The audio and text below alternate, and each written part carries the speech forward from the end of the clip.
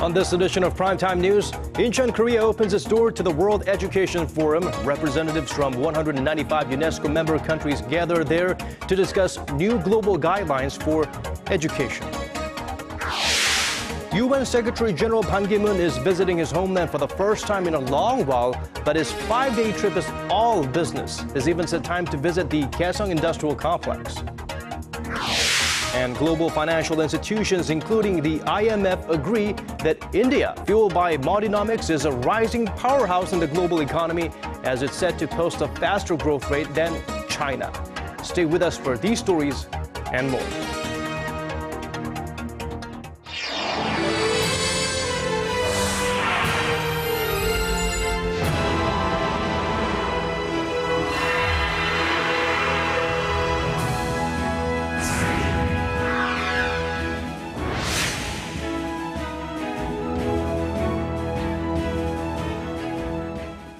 Hello and welcome to Primetime News on this Tuesday, May 19th. I'm Daniel Choy. And I'm Hwang Ji-hye. Thank you for joining us. UN Secretary General Ban Ki-moon, currently in South Korea on a 5-day visit, is a very, very busy man, but he managed to squeeze even more activities into his already jam-packed schedule. The UN chief plans to head north this week to the interKorean Kaesong Industrial Complex, saying it's part of his efforts to do all he can to contribute to improving inter-Korean relations. Hwang Sung-hee starts us off. Will the UN chief's visit to the Kaesong Industrial Complex bring peace to the Korean peninsula? At a press conference in the South Korean city of Songdo, UN Secretary General Ban Ki-moon revealed plans for a day trip to the joint business park on Thursday. I reiterate my willingness to do whatever it takes to contribute to improving the inter-Korean relations and promoting reconciliation and stability on the Korean peninsula. While there, he will meet with some of the 54,000 North Koreans who work at 124 South Korean factories at the complex, which is practically the last remaining form of inter-Korean cooperation. The Kaesong project is a win-win model for both Koreas. It symbolizes a good way to tap the advantage of South and North Korea in a complementary manner. Ban will not only be the first UN chief to visit the Kaesong complex, but the first to cross through the demilitarized zone in 20 years. What's more, as the trip comes amid heightened tensions in the region following North Korea's test firing of a submarine-launched ballistic missile and an ongoing wage dispute at the factory zone. As the UN chief, Ban has repeatedly expressed hopes to contribute to the improvement of inter-Korean ties by visiting North Korea. And some say this trip could eventually lead to a future visit to Pyongyang. Hwang Sang-hee, Arirang News. And the THAAD controversy is back following U.S. Secretary of State John Kerry's recent visit to Seoul. The South Korean government, however, reaffirms that there were no official talks on deploying the American missile defense system to the peninsula. Our Na Yeon-kyung has more. So you have to be prepared for every eventuality, which is why we redeployed some ships and forces and why we're talking about THAAD and other things today. Those remarks by Secretary of State John Kerry reignited the question of whether Washington will put the Terminal High Altitude Area Defense or THAAD battery on South Korean soil to counter the threat of ballistic missiles coming from the north. U.S. officials have said they're discussing the possibility internally. China and Russia have expressed strong resistance because they feel that will threaten regional security, while Seoul remains sandwiched between Washington and Beijing. Following Kerry's comments, officials at Seoul's foreign ministry said his remarks were simply meant to stress the seriousness of North Korea's nuclear and missile provocations. Seoul's defense ministry echoed that stance. We've promised to make the process of this potential deal transparent, so if there are any developments, we will let the press know. Some experts say both countries deny official talks because the U.S. is not quite ready. I think it's because Washington hasn't made up its mind yet. The U.S. needs to prepare for possible provocations from the north, but it also needs to form public opinion within the U.S. and take care of Congress support. Watchers say the controversy will not go away easily. Some even say it's only a matter of time before South Korea and the U.S. sit down for THAAD negotiations. 나현경, Arirang News. North Korean leader Kim Jong-un has launched not a missile but a tirade. After purging a number of high-ranking officials, the young leader recently lost his temper on a routine farm inspection. Our Han Da-eun has more on the uncharacteristic public display of outrage. Shortly after ordering the execution of North Korea's defense chief Daniel Choy, the young leader has extended his reign of terror to a local turtle farm. The Korean Central News Agency reported Tuesday that the supreme leader sternly rebuked the farm staff, furiously shouting that the place was poorly maintained and lacked modernized facilities. He was also outraged about the farm's lack of a so-called revolutionary enlightenment room. Most factories have a space devoted to honoring the achievements of Kim's late father, Kim Jong-il, and state founder, Kim Il-sung. Kim Jong-un left the farm's management with a grim warning that their failings, quote-unquote, may bring such grave consequences as impairing the prestige of the party. It is very rare for North Korean leaders to show anger during a public inspection, as it could reveal faults in the state's own facilities. However, Kim showed confidence in another state facility, the National Aerospace Development Administration. Tokyo-based Kyodo News reports the North Korean leader has ordered the launching of a satellite-carrying rocket to mark the 70th anniversary of the founding of the Workers' Party in October.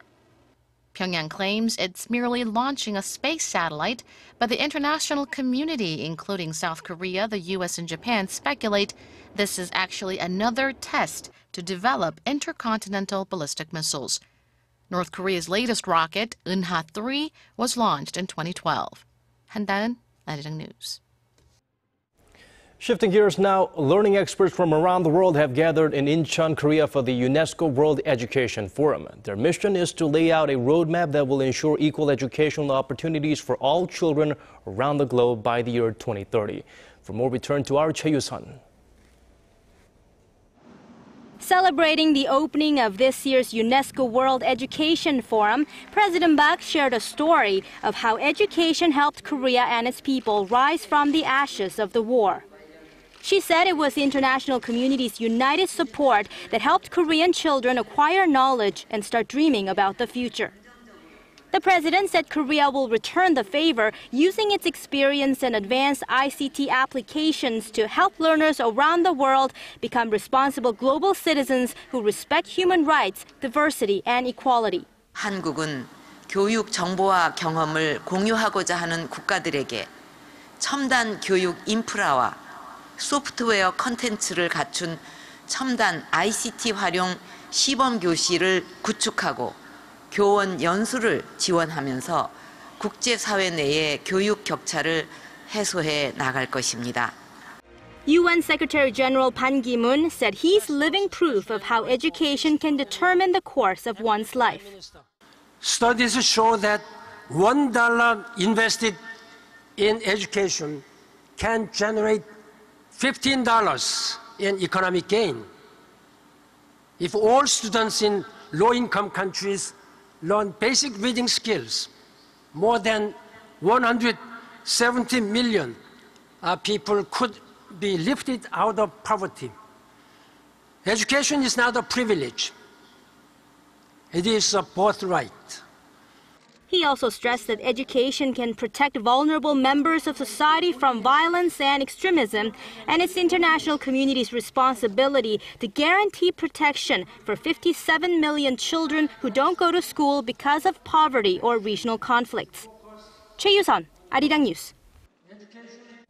With more important guests in Korea today, Indian Prime Minister Narendra Modi is visiting Korea this week as well, and the two countries held their first CEO forum in Seoul on Tuesday. Speaking at the event, President Park said cooperation between the two countries is just beginning, linking Korea's manufacturing innovation policies with Prime Minister Modi's Make in India campaign as a way to drive new growth.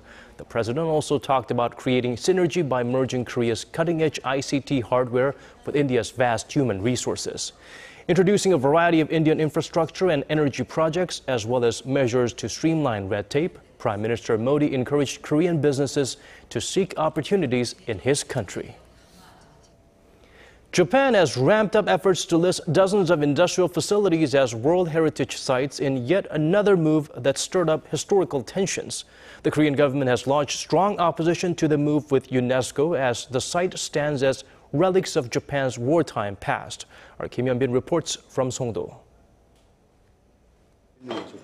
UNESCO Director General Arirang says nothing has been decided on regarding the 23 industrial sites Japan has registered for the UNESCO World Heritage List.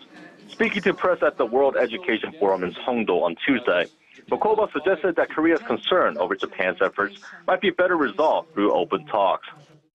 I personally have encouraged both sides to engage in a dialogue. I know that there will be a bilateral meeting between Japan and the Republic of Korea, and I hope that there will be a solution found. Korean Foreign Minister Yoon Byung-se met with Bokova earlier in the day to convey Seoul's strong opposition to the listing of facilities related to Japan's wartime atrocities. During Japan's colonization of Korea from 1910 to 1945, Tokyo coerced hundreds of thousands of Koreans into slave labor. Roughly 60,000 of them were forced to work at 7 of the 23 industrial sites that Japan has put up for World Heritage status. As far as Seoul is concerned, Tokyo's campaign clearly goes against the universal values of UNESCO. The South Korean government plans to appeal the application to UNESCO, hoping to sway voting members before the final decision in Bonn, Germany on June 28th. Kim Hyun-bin, Arirang News, Songdo. In other news, the defense ministers of Korea and Japan are planning to hold their first bilateral talks in 4 years later this month on the sidelines of a security meeting in Singapore. Japan's Kyodo News Agency reported Tuesday that Seoul's defense minister Han Min-gu and his Japanese counterpart Gen Nakatani are expected to talk about speeding up a bilateral agreement on sharing military information, and that Tokyo will introduce its new guidelines for U.S.-Japan defense cooperation. President Park Geunhye is reportedly in the final stage of selecting the nation's next prime minister nominee.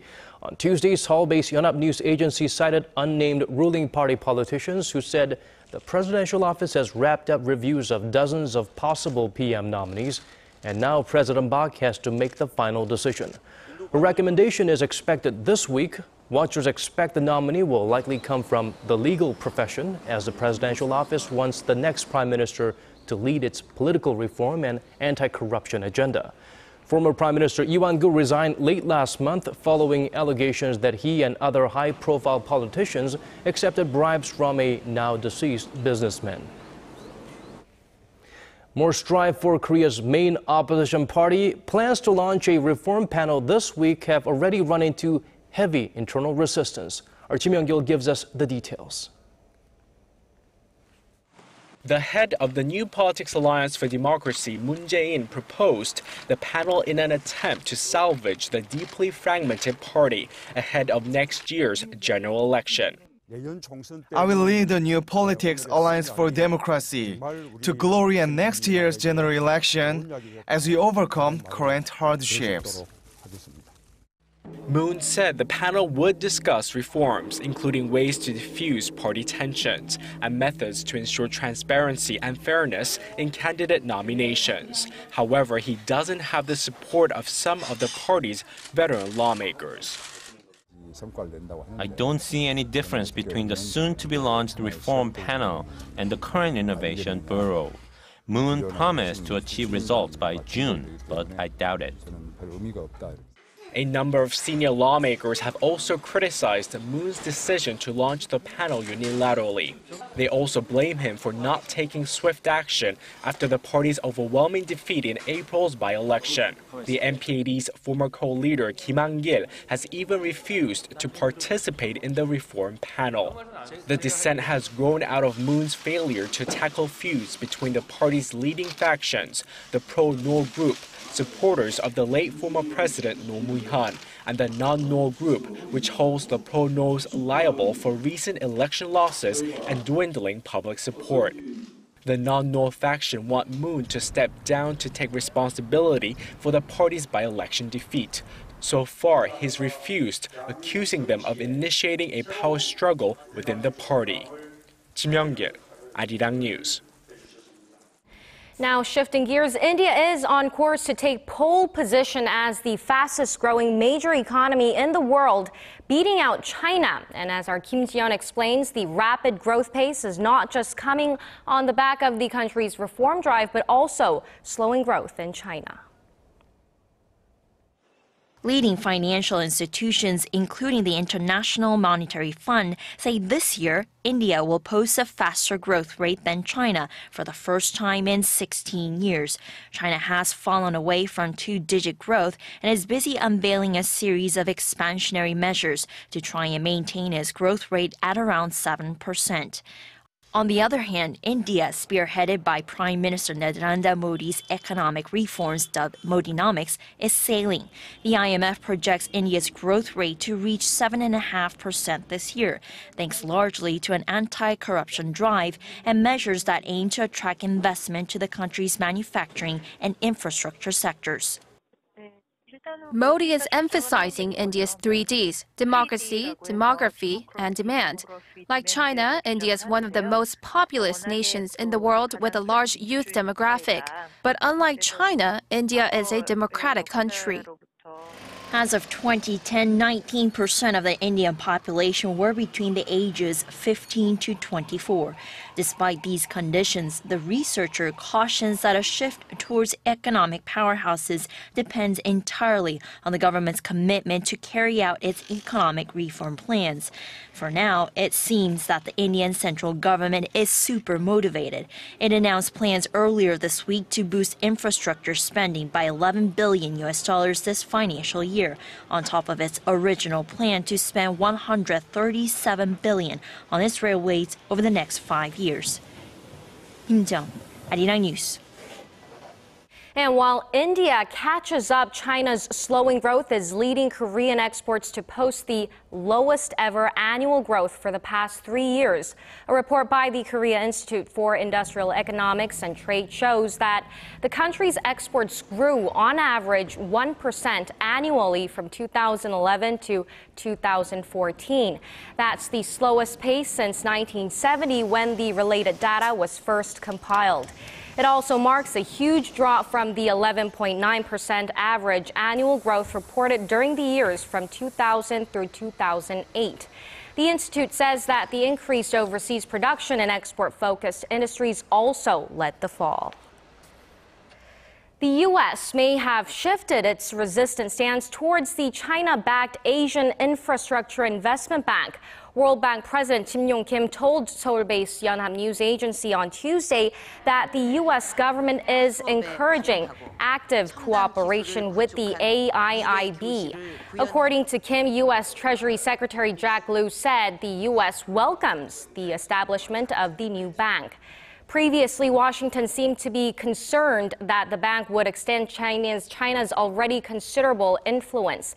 The new regional bank has 57 founding members, including Korea.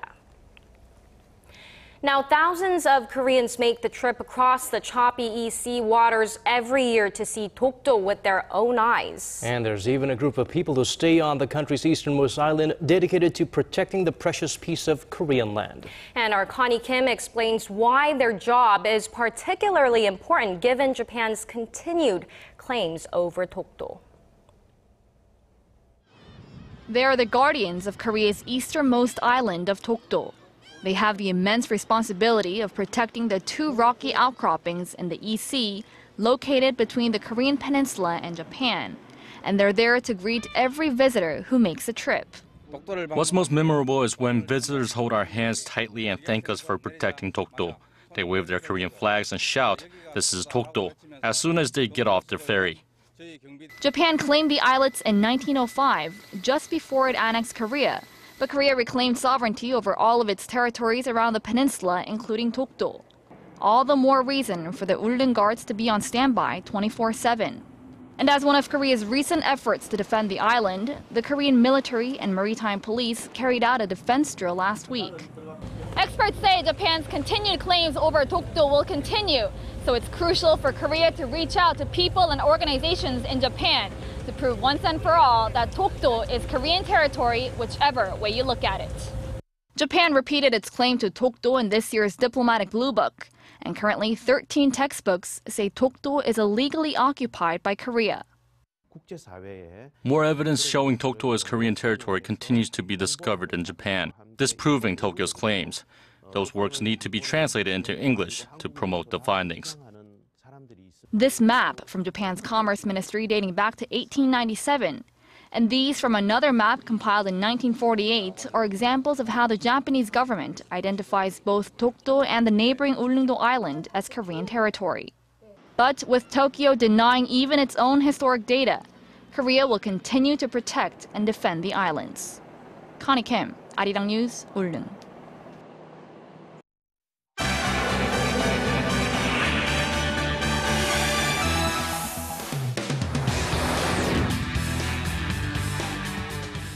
And for top international headlines, we connect to our Polly at the News Center.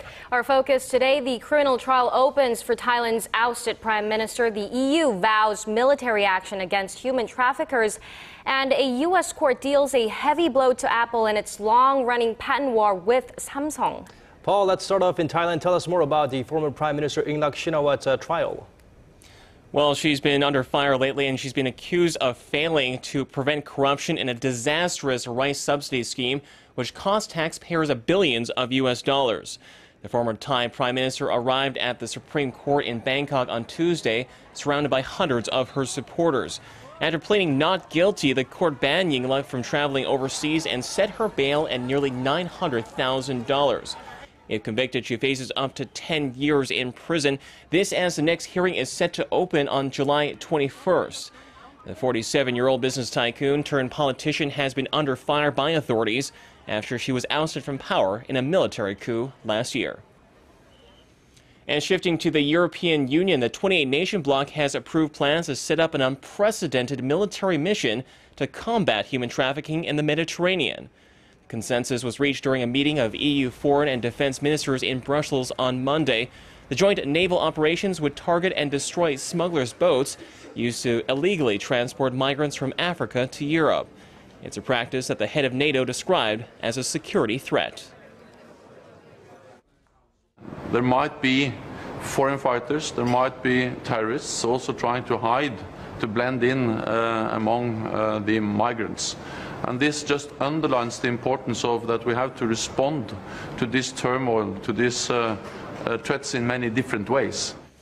EU leaders say they will now seek authorization from the UN Security Council to take military action in Libya's territorial waters and shores.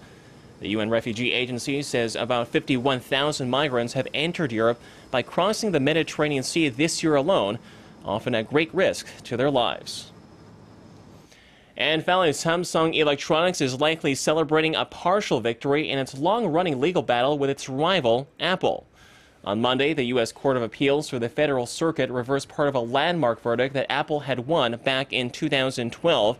It centers around Apple's claim that Samsung had copied the look and feel of the iPhone.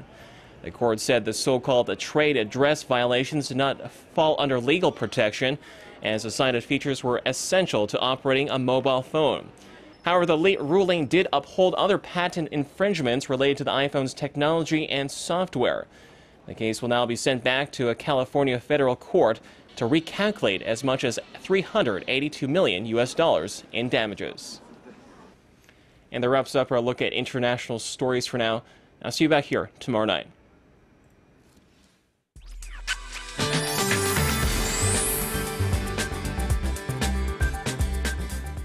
Rain clouds and scattered showers put a damper on areas in the capital region today, and tomorrow we'll have a chilly morning conditions to kick off the day, but will give way to much needed warm up. The mercury should jump about 6 degrees higher than today here in the capital. And good news for those in the central regions, as we can look forward to sun finally coming out from behind those clouds, and sunny day continues for the southern provinces. But for those in the inland regions, be sure to watch out for the heavy morning fog. And if you get behind the wheel, drive with extra caution. And on that note, here are the readings for tomorrow. The high in Seoul will jump up to 22, while Daegu and Gwangju peak at 26 and 25, and Busan will top out at 24 tomorrow afternoon. And as for the other regions, Daejeon and Jeju Island will see a high of 24 and 20, while Dokdo rises to 17. Well, that's all for the weather. Have a wonderful evening.